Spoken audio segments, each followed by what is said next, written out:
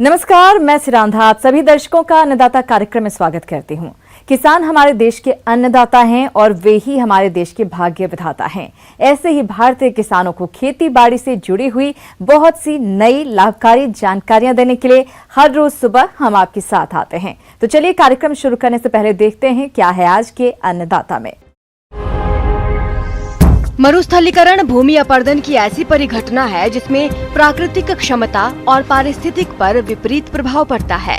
ये आर्थिक सामाजिक व्यवस्था को परिवर्तित कर लोगों की जीविका पर संकट खड़ा करती है।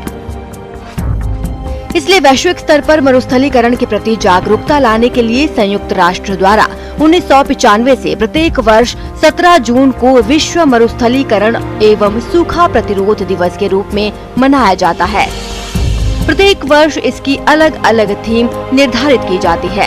इस बार यानी साल 2021 की थीम है भूमि की बहाली कोविड-19 के बाद आर्थिक सुधार में अहम योगदान दे सकती है। मरुस्थल दिवस के अवसर में कुछ सुझाव हैं, मैं देशवासियों के समक्ष रखता हूँ। समस्त विश्व के कुल क्षेत्रफल का 5वां भाग 20% मरुस्थलीय भूमि के रूप में पृथ्वी पर मौजूद है, जबकि सूखाग्रस्त भूमि कुल वैश्विक क्षेत्रफल का 1/3 है। संयुक्त राष्ट्र यूएनओ द्वारा प्रस्तुत किए गए एक विशेष प्रतिवेदन में बताया गया है कि 130 लाख वर्ग किलोमीटर भूमि क्षेत्र मानव की अविवेकपूर्ण हरकतों के कारण रेगिस्तान में बदल गया है। अगर भारत की बात करें तो कुल भूमि का 25% हिस्सा मरुस्थलीकरण के खतरे का सामना कर रहा है, जिसमें करीब 69% हिस्सा शुष्क है और 31% हिस्सा मरुस्थल होने की राह पर है। इंडियन स्पेस रिसर्च ऑर्गेनाइजेशन यानी कि इसरो की हालिया रिपोर्ट के अनुसार राजस्थान तक सिमटे थार मरुस्थल ने अब हरियाणा, पंजाब, उत्तर प्रदेश तथा मध्य प्रदेश को अपनी चपेट में लेना शुरू कर दिया है। यूं तो मरुस्थलीकरण बढ़ने के कई कारण हैं, जिनमें जलवायु परिवर्तन, तेजी से वनों का सफाया, बढ़ती आबादी, भूमि का बढ़ता कटाव, भूमि का जल स्तर तेजी से घटना आदि प्रमुख हैं। अगर कृषि क्षेत्र में इसकी बात की जाए तो खेती बाड़ी में बढ़ता रसायनों का प्रयोग, सिंचाई की पुरानी विधियां, सही फसल चक्र न अपनाना, भूमि का सतत दोहन आदि प्रमुख कारण हैं। कृषि वैज्ञानिक डॉक्टर MS स्वामीनाथन की रिपोर्ट के मुताबिक भारत में प्रतिवर्ष क्षरण के कारण करीब 25 lakh ton nitrogen, 33 lakh ton phosphate और 25 लाख टन पोटाश की क्षति होती है। यदि मृदा को इस प्रभाव से बचा लिया जाए तो हर साल करीब 6000 मिलियन टन मिट्टी की ऊपरी परत बचेगी और इससे हर साल करीब 5.53 मिलियन टन नाइट्रोजन, फास्फोरस और पोटाश की मात्रा भी बचेगी। खाद्यान्न उत्पादन के तहत अब नई भूमि लाना संभव नहीं है। जो भूमि बची है वो भी तेजी से क्षरित हो रही है। संयुक्त राष्ट्र खाद्य एवं कृषि संगठन के अनुसार प्रति वर्ष 27 अरब टन मिट्टी अपरदन, जलभराव, क्षारीयता के कारण नष्ट हो रही है। यदि भूक्षरण की ये गति जारी रही तो अगले 30 सालों में विश्व को खाद्य पदार्थों की भीषण कमी का सामना करना पड़ेगा। इसकी रोकथाम के लिए अभी से ही इसे रोकने की ओर कदम उठाने होंगे। मरुस्थलीय रेगिस्तान को उपजाऊ बनाने के लिए हम लोगों को पर्यावरण के ऊपर विशेष ध्यान देना होगा। जो पौधे आपकी जलवायु को या रेगिस्तान वाली मिट्टियों को सूट करते हैं उनको लगाने होंगे और मरुस्थलीय रेगिस्तानी जमीन को पर्यावरण से बचाने के लिए छोटे छोटे स्टॉप डैम का, तालाब का, बंधों का निर्माण करना होगा, जिससे वाटर रिचार्ज जो हमारा नीचे जाता जा रहा है वो भी हो संरक्षित। इस तरीके से मरुस्थल की हम रक्षा करने में आत्मनिर्भर और आत्मविभोर होंगे।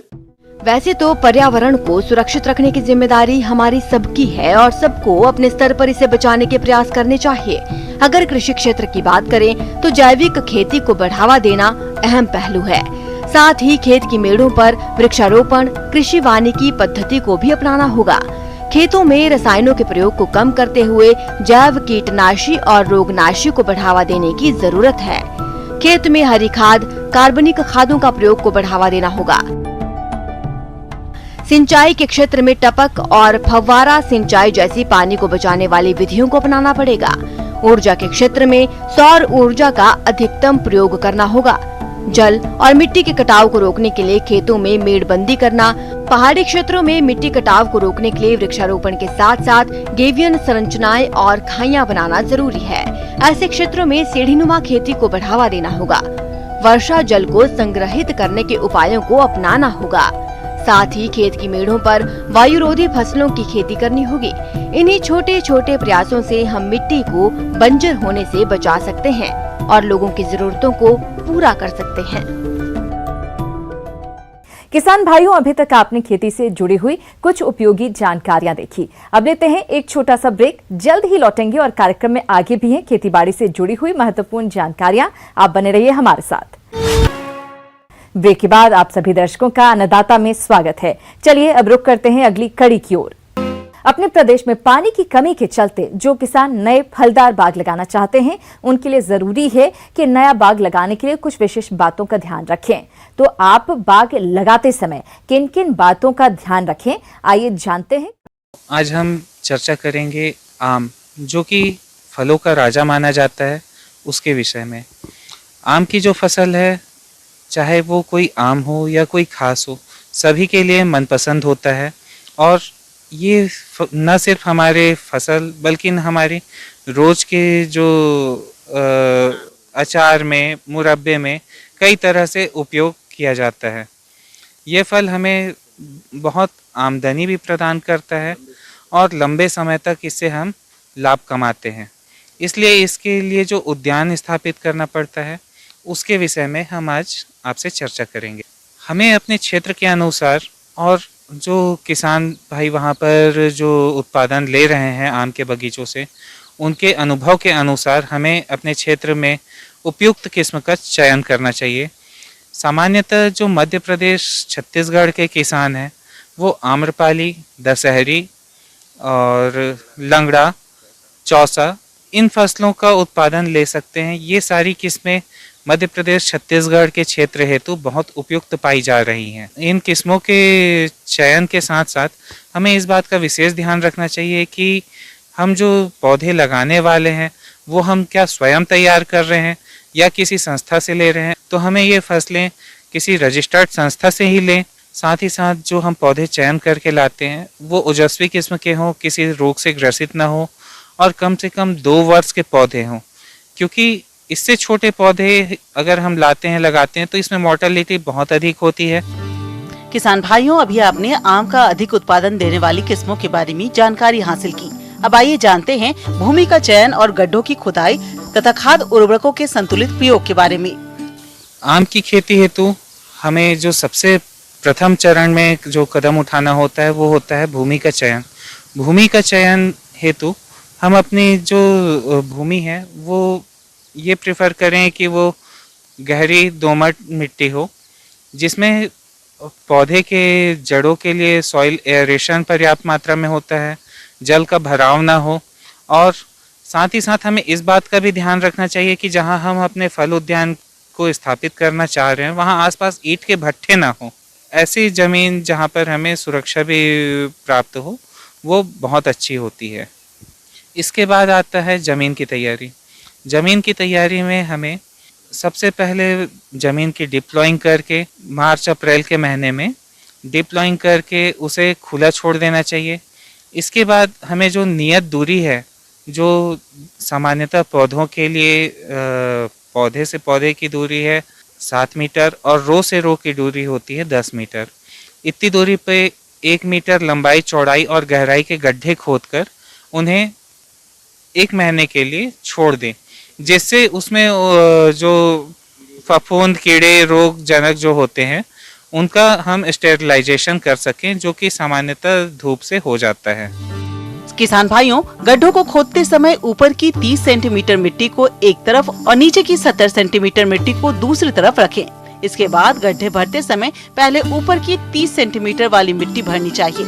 उसके बाद लगभग 35 से 40 किलोग्राम सड़ी गोबर की खाद और 2.5 किलोग्राम सुपर फास्फेट को नीचे वाली मिट्टी में अच्छी तरह मिलाकर भरना चाहिए। अगर मिट्टी में दीमक की समस्या हो तो 100 ग्राम क्लोरोपाइरीफॉस पाउडर प्रति गड्ढे की दर से खाद मिलाते समय डालना चाहिए। किसान भाई गड्ढे को भूमि की सतह से 15 से 20 सेंटीमीटर तक उठा हुआ भरें। भूमि तैयारी के बाद जो अगली हमारी बात होती है वो होती है आम के बगीचे में जो बात आती है वो होती है पौधों की रोपाई की। पौधे लगाते समय सबसे जो उचित समय है वो है जून जुलाई का महीना। जून जुलाई में जब हम पौधे लगाएं तो विशेष तौर पे ये ध्यान दें कि पौधे एक कतार में लगें और पौधे गड्ढों के बीचों बीच ही लगाए जाएं, जिससे पौधे सीधे हों और साथ ही साथ उसमें स्टेकिंग की जाए। जो कि स्टेकिंग का जो हमारा स्टिक रहता है वो भी हमें फंजीसाइड से ट्रीटमेंट करके लगाना चाहिए, जिससे कहीं पौधे को उससे नुकसान ना हो, रोग ना हो।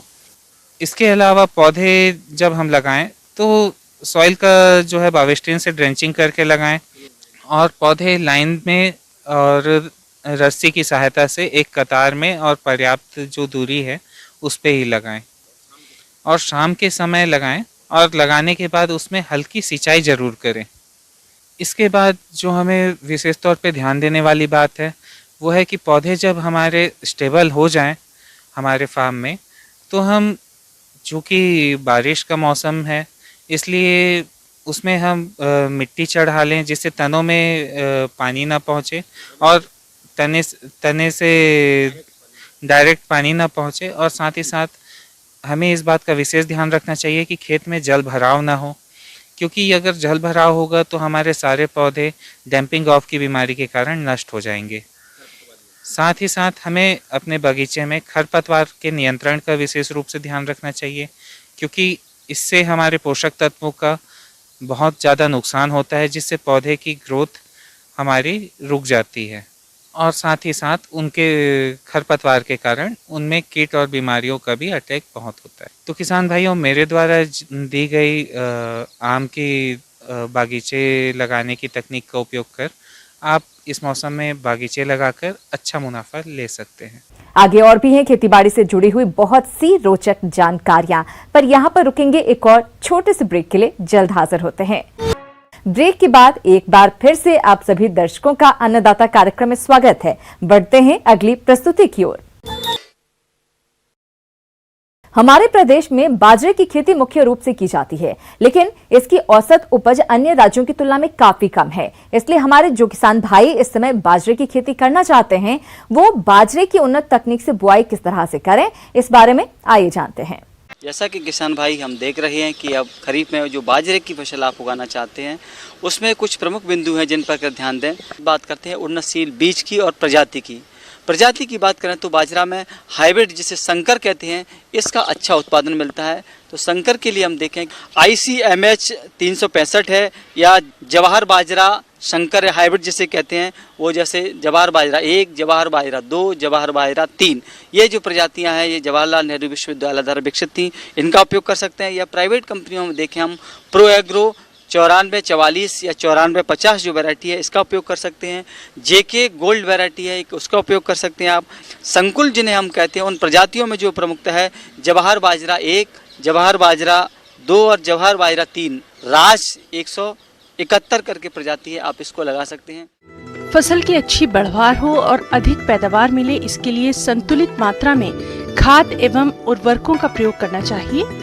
तो इसके लिए किसान कौन सा उर्वरक लें और इसका प्रयोग किस तरह से करें, आइए इस बारे में जानते हैं। सबसे पहले बात आती है कि कोई भी फसल उगाएं तो उसके लिए क्षेत्र या प्रक्षेत्र की जो चुनाव है मिट्टी का वो बहुत ज़रूरी है। तो बाजरा के अच्छे उत्पादन के लिए हम देखें कि बलुई दोमट मिट्टी जो होती है इसके लिए बहुत अच्छी मानी जाती है। दूसरा साथ साथ ध्यान देखें कि जल भराव उस मिट्टी में नहीं होना चाहिए, क्योंकि जल भराव होने पर फसल की जो वृद्धि होती है, विकास होता है, उस पर विपरीत प्रभाव पड़ता है। अब इसके बाद तैयारी की बात करें मिट्टी की, तो सबसे पहले देखें कि जो भी आपने क्षेत्र या खेत हैं आपके, उनको 3 से 4 बार अच्छी तरह से जुताई करें। वैसे तो गर्मी में बारिश होने से पहले आप जुताई कर दें तो उपयुक्त रहता है, जिससे कि जैसे ही पहली बारिश होती है हम फसल बुआई के लिए तैयार रहते हैं, तो उस समय आप खेत को अच्छी तरह से तैयार कर सकें। तैयारी के साथ साथ ये भी देखें कि 100 से 150 कुंटल अच्छी सड़ी हुई गोबर की खाद डालकर इसमें तैयारी के समय जुताई करके इसमें मिश्रित कर देना चाहिए, जिससे कि हम देखें कि फसल में पानी की कमी को सहने की भी क्षमता बढ़ती है और उत्पादन भी अच्छा मिलता है। खाद उर्वरक की बात करें तो हम देखते हैं कि इसमें नाइट्रोजन, फास्फोरस, पोटास की आवश्यकता होती है। इसमें 80 से 100 किलोग्राम प्रति हेक्टेयर के हिसाब से नाइट्रोजन का उपयोग करें और 30 से 40 किलोग्राम फास्फोरस और 20 से 30 किलोग्राम पोटास की आवश्यकता होती है। नाइट्रोजन की आधी मात्रा, फास्फोरस, पोटास की संपूर्ण मात्रा जब बुवाई करें फसल को, उस समय फर्टिसीड ड्रिल के द्वारा आप खेत में दे देना चाहिए। शेष बची हुई जो नाइट्रोजन की मात्रा है उसको हम फसल में, जब फसल हमारी 1 महीने की लगभग हो जाती है, उस समय उचित नमी की अवस्था में आप खेत में ड्रॉप डेज जिसे कहते हैं, छिड़काव द्वारा यूरिया के माध्यम से उपयोग कर सकते हैं। बाजरे की खेती के लिए किसान प्रति हेक्टेयर कितना बीज खरीदें और फसल को रोग एवं कीटों के प्रकोप से बचाने के लिए बीजोपचार किस तरह से करें, इसके बारे में जानकारी के लिए मिलते हैं। इन प्रजातियों के में देखें कि अच्छे उत्पादन के लिए बीज दर है वो 4 से 5 किलोग्राम प्रति हेक्टेयर रखनी चाहिए और बीज उपचार होना बहुत ज़रूरी है। या तो कंपनियों से जो बीज आता है वो उपचारित होता है, यदि किसान भाई संकुल का बीज उपयोग कर रहे हैं आप, तो हम देखें कि उसे उपचारित कर लेना बहुत ज़रूरी है। उसके लिए कार्बनडाजिम जो दवा है उसकी 3 ग्राम प्रति किलोग्राम बीज के हिसाब से बीज को बोने से पहले अच्छी तरह से उपचार कर लें, तो हम देखेंगे कि इसमें बीमारियां नहीं आएंगी, उनके लिए नियंत्रण हो जाएगा। अब इसके बाद हम बीज में अच्छे उत्पादन के हिसाब से देखें तो एजिटोबैक्टर जो कल्चर है नाइट्रोजन के लिए जिम्मेदार जिसे मानते हैं, तो इसमें हम देखते हैं कि 200 ग्राम एजिटोबैक्टर कल्चर 10 किलोग्राम बीज के लिए पर्याप्त होता है। तो हम इसमें देखें कि अच्छी तरह मिलाने के लिए आप देखेंगे कि 1 लीटर पानी लें, 100 ग्राम गुड़ उसमें गर्म पानी में मिला करके इस तरह से घोल बना लें और उसे ठंडा हो जाने के बाद बीज पर डालें। इस कल्चर को छिड़क के अच्छी तरह से मिला दें।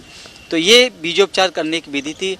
इसी के साथ हम बुवाई में देखें कि जब विधि की बात आती है तो किसान भाई छिड़कवा विधि से उपयोग करते हैं, जो कि एक अवैज्ञानिक है, नहीं करना चाहिए। फर्टिसीड ड्रिल के द्वारा हम इसकी बुवाई करें। फर्टिसीड ड्रिल में बुवाई करते समय ध्यान रखें किसान भाई, लाइन से लाइन की दूरी है वो 45 सेंटीमीटर है, पौधे से पौधे की दूरी 10 से 15 सेंटीमीटर रखते हैं। इस तरह हम इसको बुवाई करेंगे तो उचित ध्यान रखेंगे कि अच्छा उत्पादन आपको अवश्य रूप से मिलेगा।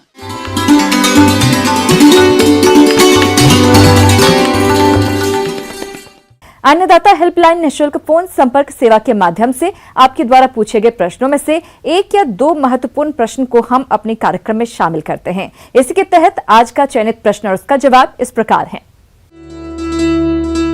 अन्नदाता कार्यक्रम में आज जो प्रश्न हमने शामिल किया है उसे पूछा है देवरी, जिला जबलपुर से ललित चौधरी ने। आप एंथोरियम फूल की खेती के बारे में जानकारी चाहते हैं, तो ललित जी आपकी जानकारी के लिए देखिए कार्यक्रम का यह अंश।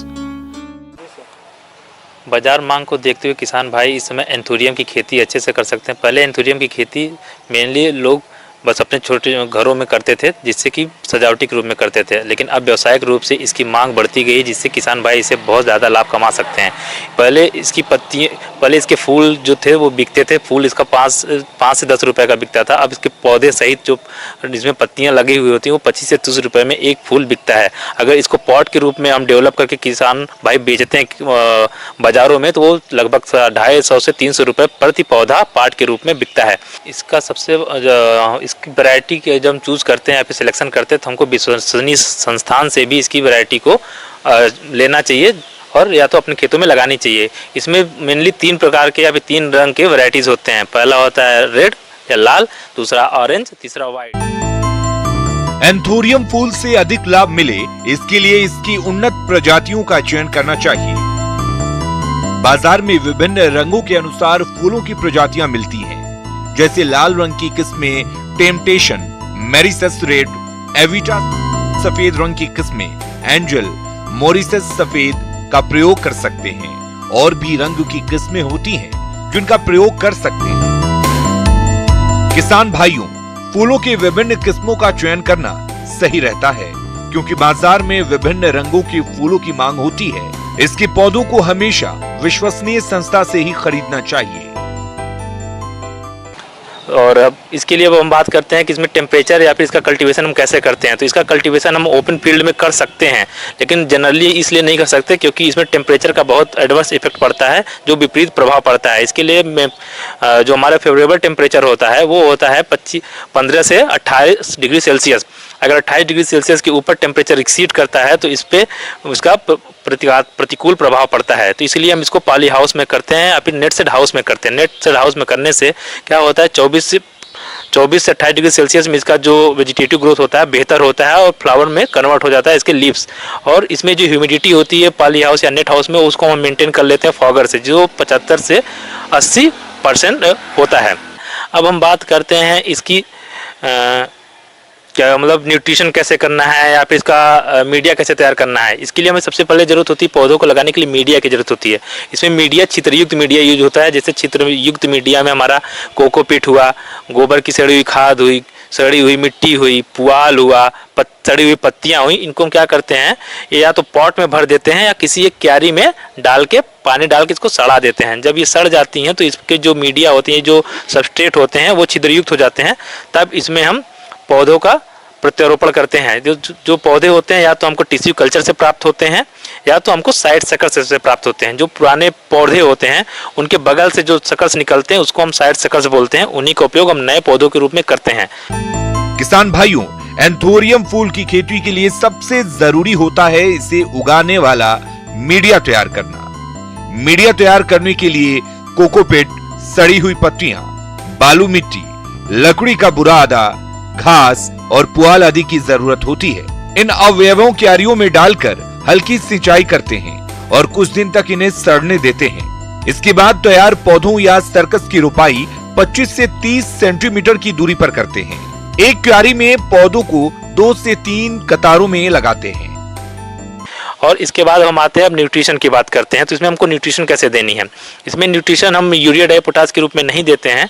इसमें न्यूट्रिशन हम NPK का सोल्यूशन देते हैं, जो कि 5 ग्राम प्रति लीटर के हिसाब से या फिर 5 ml प्रति लीटर के हिसाब से हम पौधों पे स्प्रे करते हैं, जो कि हमारा वीक में 2 बार होता है। इसके बाद हम कैल्शियम नाइट्रेट या फिर मैग्नीशियम सल्फेट का 2 ग्राम का सोल्यूशन बना के 15 दिन में एक बार स्प्रे करते हैं। इसमें हमको माइक्रोन्यूट्रिएंट भी देने की जरूरत होती है, जिससे कि इसका पुष्प का डेवलपमेंट अच्छे से होता है। उसके लिए हमको 0.1 मिलीग्राम का एक सोल्यूशन बना के लगभग हफ्ते में एक बार इसको हम स्प्रे करते हैं।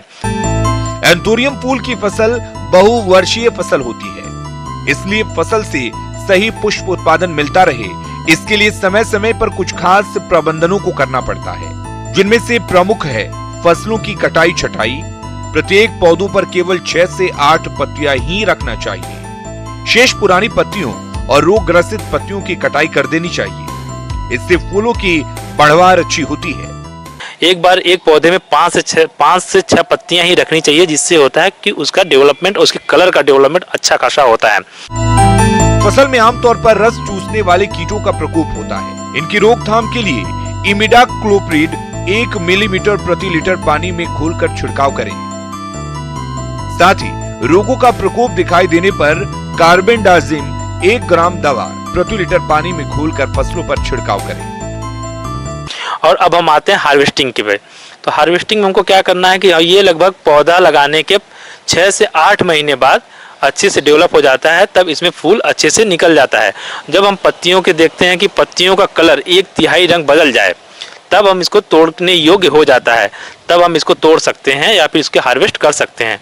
तो ये 5 से 8 महीने में ये तैयार होता है और ये 1 साल में 5 से 6 फूल एक पौधे से प्राप्त किया जा सकता है। और ये जो हमारा पौधा होता है, एक बार लगाने के बाद ये 6 से 8 साल तक अच्छे से फ्लावर्स और उसकी लीव्स देता है। और अगर हम चाहें भी तो इसके नए नए पौधे इसी पुराने पौधे से साइड सकर से निकाल के मार्केट में बेच सकते हैं। और एक पौधे की कीमत हमारी होती है 250 से 300 रुपये और एक फूल की कीमत होती है 25 से 30 रुपये। और इसके पत्तियों को भी हम सजावटी रूप में भी बेच सकते हैं, जिससे हमको एडिशनल इनकम प्राप्त होता है। किसान भाइयों, अन्नदाता आपकी सेवा के लिए संकल्परत है। कृषि संबंधित समस्या और सुझावों के लिए आप हमें इस पते पर संपर्क कर सकते हैं। प्रोड्यूसर अन्नदाता, news 18 Madhya Pradesh Chhattisgarh, Ramoji film city Hyderabad 501512। साथ ही आप हमें ईमेल भी कर सकते हैं।